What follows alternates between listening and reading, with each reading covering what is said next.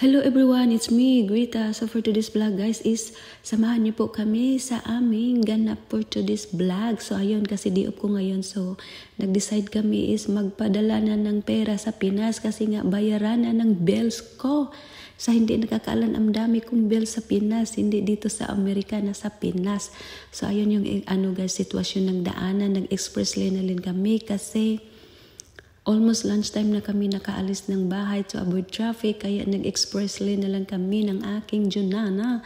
So ayun guys, pumunta pala kami sa PNB. And yeah, medyo malayo po yung PNB sa amin. So ayun, nasa loob na po ang aking asawa ng PNB. And we're hungry guys, kaya ayun, napag-isipan namin at pumunta kami sa aming paborito na restaurant, which is yung Abstract. And yeah, well, yan po yung guys, daanan papunta doon. But sad to see guys is yung Abstract is closed pala sila every Monday. Kaya ayun, ang layo ng pinagdrivean ng aking Junana. And kailangan namin bumalik sa Jollibee kasi nga ang Abstract ay closed and kami ay starving na. Kaya ayun, pumunta kami sa Jollibee. Uy, para doon na kami mag-lunch. So kaya ayun, nag-chicken joy ako and sandwich naman ang aking Junana. And nagtugo na rin kami ng Red Ribbon.